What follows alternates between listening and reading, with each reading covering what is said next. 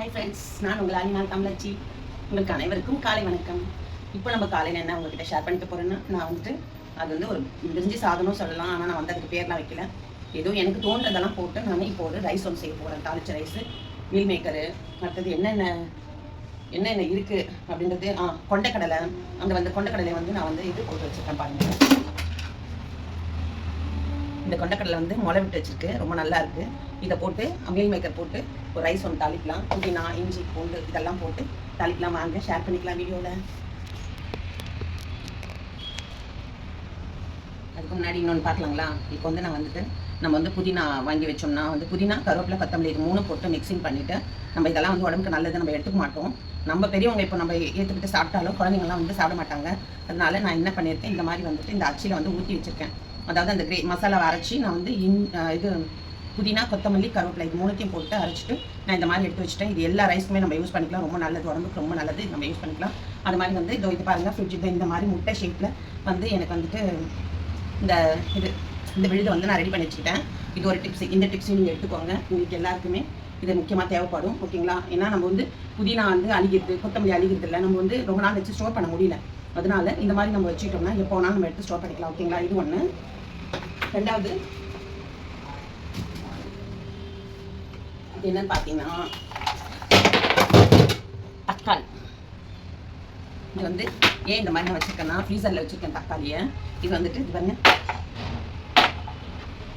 இந்த தக்காளி வந்து ஏன் நான் வச்சுருக்கேன்னா, நமக்கு வந்து நிறைய ஸ்டோரேஜ் பண்ணி வச்சுக்கிறோம் அப்படின்னா தக்காளி வந்து சீக்கிரமாக அழுகிடுது. அதனால நம்ம வந்து சீக்கிரமாக அழுகாமல் இருக்கிறதுக்கு பாதி என்ன பண்ணலாம், நம்ம யூசேஜுக்கு எடுத்து வச்சுக்கலாம். கொஞ்சம் காய்வாட்டமாக இருக்கிறதா பார்த்து, கல் போல் இருக்கிறதா பார்த்து, வாங்கும் போதே கொஞ்சம் அந்த மாதிரி இருக்கும்ல காய்வாட்டமாக, அந்த மாதிரி இருக்கிற தக்காளி எடுத்து இந்த மாதிரி ஃப்ரீசரில் வந்து நான் பேஸ்கெட்டில் போட்டு எடுத்து வச்சுருக்கேன்.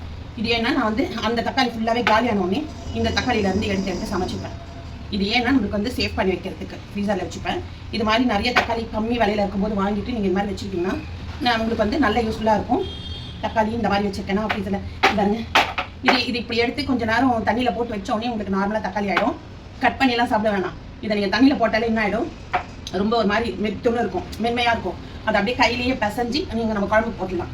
அந்த மாதிரி ஒரு இதுதான் நான் வந்து கண்டுபிடிச்சி வச்சுருக்கேன். நான் வந்து இந்த மாதிரி ஏதாவது புதுசாக எதனா உங்களுக்கு சொல்லணும் அப்படின்னு சொல்லிட்டு கண்டென்ட்டை யோசிச்சு செஞ்சுக்கிட்டு இருக்கேன்.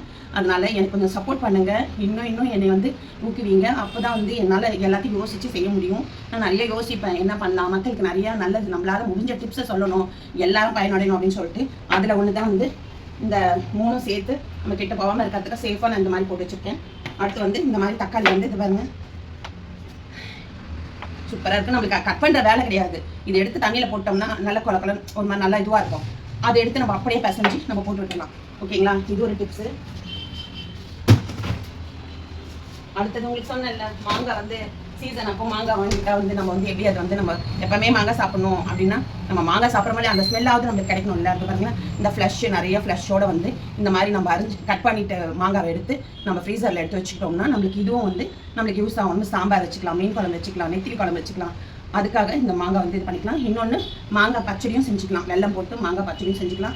எல்லாத்தையும் கொஞ்சம் நேரம் தண்ணியில் போட்டோம்னா நார்மலாக வந்துடும். நார்மலாக வந்தோடனே அதுக்கப்புறமா நம்ம வந்து கட் பண்ணி நம்ம என்ன யூஸோ அது பண்ணிக்கலாம். இது ஒரு டிப்ஸ். தக்காளி, மாங்காய், அப்புறம் வந்து இந்த இஞ்சி, பூண்டு, கருவேப்பிலை இது 3த்தையும் சேர்த்து அரைச்சது. இது ரொம்ப தலைமுடிக்கு நல்லது, ஸ்கின்னுக்கு நல்லது. அப்புறம் நம்ம உடல் இந்த குடல், பெருங்குடல், செருங்குடல் அதுக்கெல்லாம் வந்து ரொம்ப ரொம்ப நல்லதுன்னு நான் கேள்விப்பட்டிருக்கேன். அதனால உங்களுக்கு எல்லாருக்குமே சொல்கிறேன், இது மாதிரி நம்ம நிறைய எடுத்துக்கணும். அடுத்து வந்து இது பாருங்கள், இது என்னதுன்னா இந்த டிப்ஸ் எல்லாம் வந்து உங்களுக்கு நல்ல யூஸ்ஃபுல்லாக இருக்கும், எடுத்துக்கோங்க. இதெல்லாம் வந்து எவ்வளோ உங்களுக்கு உபயோகமாக இருக்குன்னு சொல்கிறத எனக்கு கமெண்ட் பண்ணுங்கள். ஏன்னா நான் தெரிஞ்சு சந்தோஷப்பட்டுப்பல்ல. நிறைய பேருக்கு வந்து நம்ம சொல்கிறது வந்து யூஸ்ஃபுல்லாக இருக்குது, நிறைய பேர் எடுத்துக்கிறாங்க. நம்மளால் ஒரு 4 பேர் நல்லா இருக்காங்க அப்படின்னா எனக்கு அது சந்தோஷம் தானே. அதுக்காக இதுவும் நல்ல இந்த முருங்கைக்கீரையை வந்துட்டு நல்லா க்ளீன் பண்ணி அலசிட்டேன். இதை வந்து நான் வந்து இப்போ கடாயில் வந்து நேற்றே கொஞ்சம் அப்படி வளர்கிற மாதிரி வச்சுட்டேன். வளர்ந்துருக்கு இப்போ தண்ணியெல்லாம். இப்போ வந்து கடாயில் போட்டு நான் வந்து இதை நல்லா அப்படியே வறுத்து எடுத்துட்டு இதுதான் செய்ய போகிறேன். வறுத்து எடுத்துட்டு நான் என்ன பண்ண போகிறேன், வறுத்த உடனே நம்மளுக்கு வந்து அந்த கீரை வந்து ஒரு மாதிரி மொறுன்னு ஆகிடும். அப்போ நம்ம வந்து மிக்ஸி ஜாரில் போட்டு நல்லா பொடி பண்ணி வச்சுக்கிட்டோம்னா இதை வந்து எப்போ நம்ம சாப்பிடணும்னா எப்படி நம்ம பயன்படுத்தணும்னா, நம்ம ஃபஸ்ட்டு சாப்பாடு சாப்பிட்றோம் பார்த்தீங்களா, மதியம் சாப்பாடு. அந்த மதியம் சாப்பாட்டுக்கு முன்னாடி ஃபஸ்ட்டு சாப்பாடு சாதம் போட்டு நெய்யோ இல்லை இது நெய்யினா உருக்கி இந்த பொடியை கொஞ்சம் எடுத்து போட்டு கொஞ்சம் சால்ட்டு போட்டு நம்ம பிசைஞ்சு நம்ம சாப்பிட்டுக்கலாம். அவ்வளோ ரொம்ப ரொம்ப ரொம்ப நல்லது. இரும்பு சத்து நம்மளுக்கு இந்த சத்து ரொம்ப ரொம்ப தேவை. நம்மளுக்கு முதுகெலும்பு ரொம்ப முக்கியம். அந்த முதுகெலும்பு, முட்டி எலும்பு, இந்த மாதிரி எலும்பு ஜாயிண்ட்டுங்கள்லாம் வந்து நம்மளுக்கு ஸ்ட்ராங்காக இருக்கணும். ஏன்னா வந்து நான் கொஞ்சம் அவதிப்பட்டு இருக்கேன். நான் ஒரு குறிப்பிட்ட முன்னாடி வரலாம் நான் சாப்பிடலை, இப்போலாம் சாப்பிட ஆரம்பிச்சிட்டேன். அதனால் இதெல்லாம் நீங்களும் பயன்படுத்துங்க, நீங்களும் இது மாதிரிலாம் சாப்பிடுங்க. தயவுசெய்து இதை மாதிரி செய்யுங்க. இது வந்துட்டு அப்புறம் நல்லெண்ணெய் இருக்கு, அதையும் போட்டு நம்ம சாப்பிட்டுக்கலாம். உங்களுக்கு நெய் வேண்டாம் அப்படின்னா நல்லெண்ணெய் போட்டு முதல் சாதம் சுட சுட சுட சாதம் வடிச்சு அந்த சுட சாதத்தில் நெய்யை உருக்கி விட்டு இந்த பொடியை கொஞ்சம் போட்டு கொஞ்சம் சால்ட் உங்களுக்கு தேவையான அளவுக்கு உப்பு கம்மியாகவே யூஸ் பண்ணுங்க. உப்பு, சக்கரை, புளிப்பு, காரம் எல்லாமே கொஞ்சம் கம்மியாகவே யூஸ் பண்ணுங்க, ரொம்ப நல்லாயிருக்கும். அது அப்போ போட்டு அந்த பொடியை வந்து பிசைஞ்சு ஃபஸ்ட்டு சாதம் ஒரு 5-6 வாய் சாப்பிடணும். அதுக்கப்புறமா நீங்கள் வேறு எந்த ஃபுட் எடுத்துக்கினாலும் நம்மளுக்கு இந்த மருந்து, இந்த மெடிசன், இந்த ஃபுட்டு போய் நம்மளுக்கு அது எதுவும் அஃபெக்ட் ஆகாத நம்மளுடைய உடலில் இருக்கிற உறுப்புகள் அனைத்தையும் காப்பாற்றப்படும். அது கண்டிப்பாக வந்து இதெல்லாம் நிறைய நான் ஆராய்ச்சி செஞ்சுக்கிட்டே இருப்பேன், ஆராய்ச்சி பண்ணிக்கிட்டே இருப்பேன். இதனால் என்ன ஆகுது, இதனால் என்ன பெனிஃபிட் அப்படின்னு. அந்த மாதிரி ஒரு விஷயம் தான் இப்போ நான் எல்லாருக்குமே பயனுள்ளதாக தான் சொல்லுவேன். அதனால் இதை வந்து நான் இப்போ வந்து தவாலை போட்டு நல்ல எண்ணெயில் ஊற்றக்கூடாது, அப்படியே தவாலை போட்டு அப்படியே நல்லா ரோஸ்ட் பண்ணிவிட்டு அதை தான் நான் வந்து பொடிச்சு வைக்க போகிறேன். இது மாதிரி எடுத்துக்கோங்க. இந்த டிப்ஸும் உங்களுக்கு ரொம்ப பயன்படும். ஓகேங்களா? இப்போ நம்ம வந்து ஒரு தாளிச்ச சாதம் சாப்பிடுவோம், ஃபஸ்ட்டு செய்வோம், எப்படி இருக்குன்னு அப்புறம் சாப்பிட்டு பார்ப்போம். வாங்க வீடியோக்குள்ளே போகலாம். நம்ம வந்துட்டு இப்போ குக்கர் வச்சுட்டு குக்கரில் வந்து நம்ம வந்து எண்ணெய் போட்டுக்கோன்னா எண்ணெய் ஊற்றிட்டோம். அடுத்தது வந்து பட்டை போட்டுக்கலாம் 2 பீஸு. இது பாதாமும், சோம்பு, லவங்கம், நம்ம கரம் மசாலாவே நம்ம வீட்டில் அரைச்சி வச்சுருப்போம், நம்மளே போனால் அரைச்சி வச்சுருப்போம் வீட்டில்.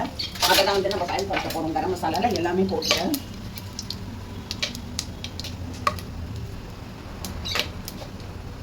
இப்போ வந்து வெங்காயம், தக்காளி போட்டுக்கலாம்.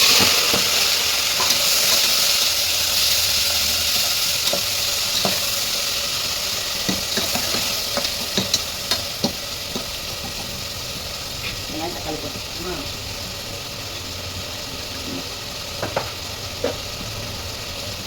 அடுத்தது வந்து இந்த இது வந்து ஒன்றே ஒன்று எடுத்து போட்டுக்குவோம்.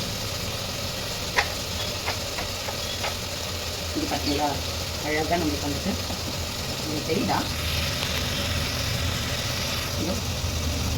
நம்ம வந்து ஒரே ஒரு இது எடுத்து போட்டுப்போம். நான் இன்னொன்று கூட போட்டுக்கிறேன், எனக்கு ஒன்று பத்தாது, இன்னொன்று போட்டுக்கிறேன். நல்லா சூப்பராக ஸ்மெல் நல்லாயிருக்கும், வாசமாக. அதுக்காக நான் 2 போட்டுக்கிட்டேன். இதில் வந்து நான் கரம் மசாலா வந்து பொடி பண்ணி வச்சுருக்கேன். இங்கே பாருங்கள், இதில் வந்து கரம் மசாலா வந்து நான் வந்து நல்லா பொடி பண்ணி வச்சுருக்கேன். கரம் மசாலாக்கானதெல்லாம் வந்து நான் உங்களுக்கு அடுத்தது நான் என்னென்ன போட்டு அரைச்சி வச்சுருக்கேன்றதை நான் உங்களுக்கு சொல்கிறேன். ஓகேங்களா? அதே மாதிரி பண்ணுங்கள், ரொம்ப வாசனையாக இருக்கும். அதாவது குருமா, பாய் வீட்டு பிரியாணி அந்த மாதிரி நம்ம சொல்கிறோம்ல, அந்த மாதிரி டேஸ்ட் கொடுக்குற அளவுக்கு இதில் பொருட்கள்லாம் சேர்த்துருக்கேன். உங்களுக்கு வந்துட்டு நான் அப்புறம் இதில் என்ன போட்டுருக்கேன் இன்னொரு டிப்ஸும் சொல்கிறேன். ஓகேங்களா? இப்போது நம்ம வந்து ரைஸ் செய்யறதுல போகலாம்.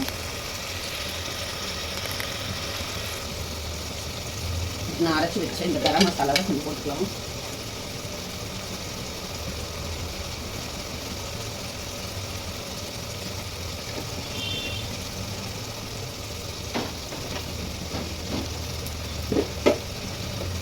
விரிஞ்சி இலை ஒரு 2-3 இலை போட்டுக்கிறேன்.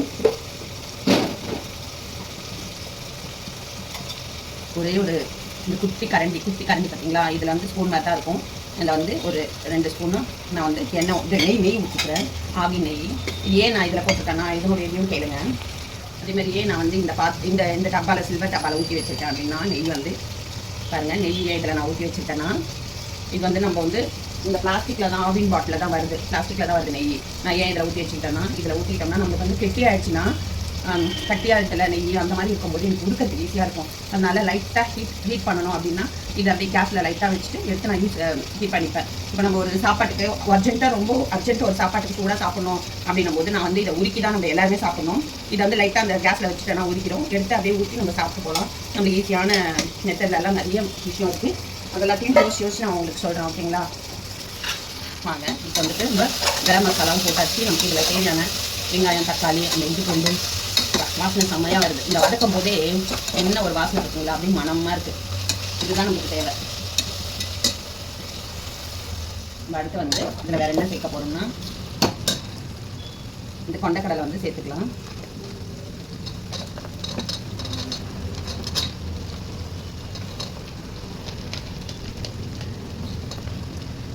இப்படி இருக்காருங்க, பார்க்கவே ரொம்ப அழகாக இல்லை. நம்மளுக்கு இந்த மாதிரி முளை கட்டி சாப்பிட்றது வந்து எவ்வளோ நல்லது. பயிர் வகை அனைத்துமே வந்து முளை கட்டி சாப்பிட்றது ரொம்ப ரொம்ப நல்லது. ஓகேவா? அதனால் இப்போ பாருங்கள், இதை நம்ம போட்டு மிக்ஸ் பண்ணிக்கலாம். அடுத்தது மீல் மேக்கர் வந்து ஊற வச்சு வச்சுருக்கேன், மீல் மேக்கரை போட்டுக்கலாம்.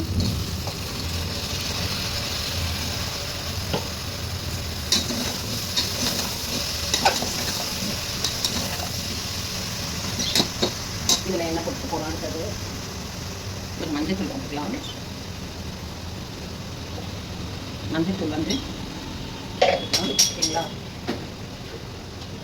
அப்புறம் வந்து காஷ்மீர் சில்லி 1 ஸ்பூன் போட்டுக்கலாம். அப்புறம் வந்து பச்சை மிளகாய் போட்டுக்கலாம். ஏன்னா காஷ்மீர் சில்லி தான் நம்ம போட்டிருக்கோம், அதில் 1 ஸ்பூன் தான் போட்டிருக்கோம். அது வந்து ரொம்ப காரம் இருக்காது, கலர் மட்டும்தான் உங்களுக்கு நல்லா அழகாக எடுத்து கொடுக்கும். ஓகேங்களா, இதெல்லாம் போட்டாச்சு. அடுத்தது நம்ம என்ன போட போகிறோம், பாஸ்மதி அரிசியை வந்து ஊற வச்சு வச்சுருக்கேன், இதை போட்டுக்கலாம். இந்த மாதிரி நீட்டமாக இருக்கிற அரிசியை நம்ம யூஸ் பண்ணோம்னா சூப்பராக இருக்கும். 2 கிளாஸ் அரிசி போட்டிருக்கேன், 4 கிளாஸ் தண்ணி ஊற்ற போகிறேன்.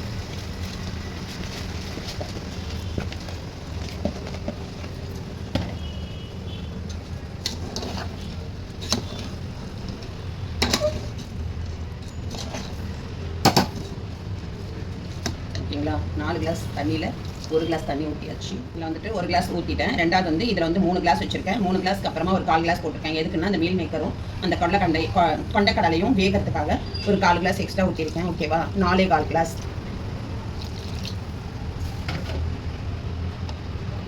நம்ம இதில் எல்லாமே சேர்த்துட்டோம். நெய் சேர்த்துட்டோம், எண்ணெய், வெங்காயம், தக்காளி, கொண்டைக்கடலை, அடுத்தது பச்சை மிளகா, புதினா, இஞ்சி மட்டும் சேர்க்கணும். நான் இஞ்சி பூண்டு விழுதி வந்து நான் அந்த இது வந்து வாங்கி வச்சுருக்கேன். அந்த ட்ரே அது வந்து ஒரு 4 ட்ரே வாங்கி வச்சுருக்கேன். 2 ட்ரே வேறு கலரில் வாங்கி வச்சுருக்கேன். இஞ்சி பூண்டையும் வந்து அது மாதிரி நான் வந்து ஃபில் பண்ணி வைக்க போகிறேன். இந்த குட்டி அது அந்த இதில் ஒரு ஸ்பூன் பார்த்தேன் பார்த்தீங்களா, நெய்யில், அதே மாதிரி இதுலேயும் குட்டி கரண்டி போட்டிருக்கேன். இதில் தான் வந்து நான் ஒரு 1.5 கப்புக்கு 1.5 ஸ்பூனுக்கு இஞ்சி பூண்டு போட்டிருக்கேன். எல்லாமே வந்து ஃபுல்லாக ஃப்ரெஷ்ஷாக அரைச்சி வச்சுருக்கேன். கரம் மசாலா, இஞ்சி பூண்டு இதெல்லாம் வந்து நல்லா ஃபுல்லாக அரைச்சி வச்சுருக்கேன். ஓகேங்களா, இப்போ வந்து நம்ம தேவையான அளவுக்கு உப்பு போட்டுக்கலாம். இன்னும் கொஞ்சம். ஓகேங்களா, அவ்வளோதான். நம்ம தேவைக்கு ஏற்ப உப்பை போட்டுக்கிட்டு 2 வெங்காயம் 2 தக்காளி போட்டிருக்கேன். நான் 5 பச்சை மிளகா போட்டிருக்கேன். ஓகேங்களா, 2 கிளாஸ் பாஸ்மதி அரிசி போட்டிருக்கேன். சூப்பராக அந்த ரைஸ் வந்து உங்களுக்கு தயாராகிடும். ஓகேங்களா, அப்படியே நம்ம மூடி வச்சுருவோம்.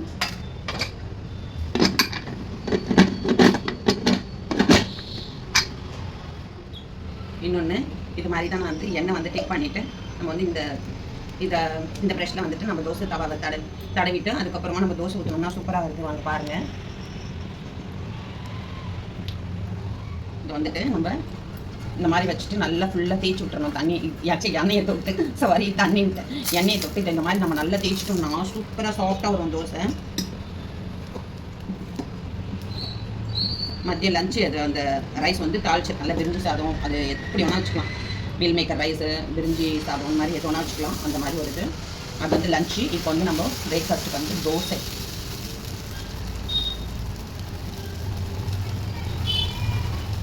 இன்னும் கொஞ்சம் பெருசு பண்ணிக்கலாம். ஓகேங்களா, எனக்கு எப்போவுமே வந்து தோசை பெருசாக இருந்தால் தான், நல்லா பார்க்க ரொம்ப அழகாக இருந்தால் தான் அதை சாப்பிட்ணுன்னு தோணும். அடுத்தது வந்து இட்லி வந்துட்டு சின்ன சைஸில் இருந்துச்சுன்னா எனக்கு அது ரொம்ப பிடிக்காது. நல்லா புசுன்னு குண்டாக நல்லா பெரியதாக இருக்கணும். இது இன்னும் கூட நல்லா பெருசு பண்ணுற தோசை. ஆனால் வந்து இன்னைக்கு வந்து இவ்வளோ சின்னதாக வருதுன்னு தெரியல. ஓகேங்களா, இந்த மாதிரி நம்ம வந்து நல்லெண்ணெய் வந்து இந்த மாதிரி நம்ம நல்லா ஃபுல்லாக இந்த மாதிரி போட்டுக்கிட்டோம்னா நம்மளுக்கு வந்து மொறுன்னு தோசை சூப்பராக கிடைக்கும். செம்ம டேஸ்ட்டாக இருக்கும்.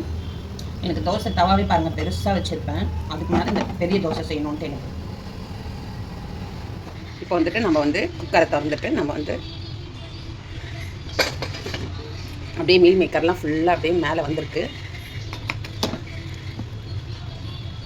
பார்த்தீங்களா எவ்வளோ நீட்டாக அரிசி சூப்பராக. வெஜிடேபிள் பிரியாணி ரெடி ஆகிடுச்சு, வெஜ்ஜு பிரியாணி ரெடி ஆகிடுச்சு. ஓகேங்களா, மீல் மேக்கர் வெஜிடேபிள் பிரியாணி இன்றைக்கி நம்ம வீட்டு லஞ்சு இதுதான். கூடவே வந்து தயிர் பச்சடி செஞ்சு வச்சுட்டு சாப்பிட்லாம். இந்த வீடியோ உங்களுக்கு எல்லாருக்கும் பிடிச்சிருந்ததுன்னா லைக் பண்ணுங்கள், ஷேர் பண்ணுங்கள், சப்ஸ்கிரைப் பண்ணுங்கள். ஆலிநாள் தமிழச்சி சேனலுக்கு சப்போர்ட் பண்ணுங்கள். Bye friends. நான் சொன்ன டிப்ஸ் எல்லாம் பயன்படுத்திக்கோங்க. கமெண்ட் பண்ணுங்கள். தேங்க்யூ.